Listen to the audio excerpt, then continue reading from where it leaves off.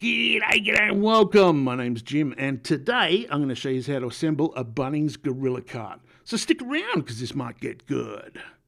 Here we have a Bunnings Gorilla Cart and this little package is actually quite heavy.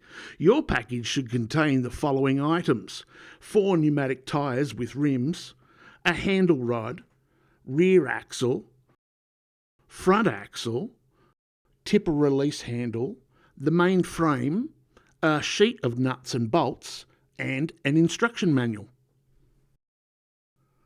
Okay, so step 1, turn the cart upside down and then sit the frame on top so that the hinge goes to the rear and the vertical pin goes to the front. You can tell which one's the front because that's where the handle goes on. Remove the bolts labelled number 1 and put them in the second lot of holes down, facing inside out, so the heads are inside the cart tray facing to the outside.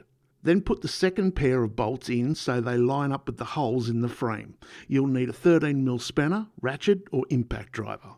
Next, grab the bolts labelled number 2 and place the longer bolts in the top holes and leave them loose. Just put the nuts on just so they hold in there. Use the shorter bolts to hold the support arms onto the cart.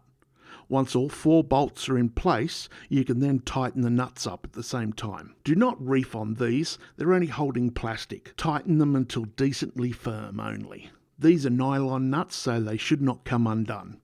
Okay, step 3, let's chuck on the front axles. You'll need the plastic disc with the washer and nut labelled number 3, and place the disc move side down.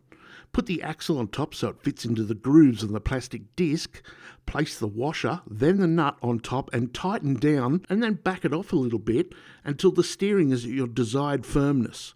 You will need a 24mm spanner or socket for this.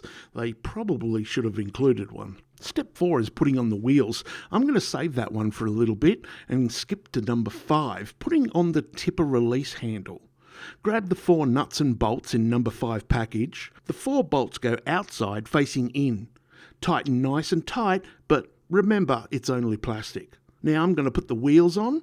Just place them over the axles and insert the clips into the holes and lock it into place. Second last step is using the long bolt and washer in number 7, inserting it through the handle and tighten till you like the firmness of the handle. I like mine grippy so it'll actually stay up.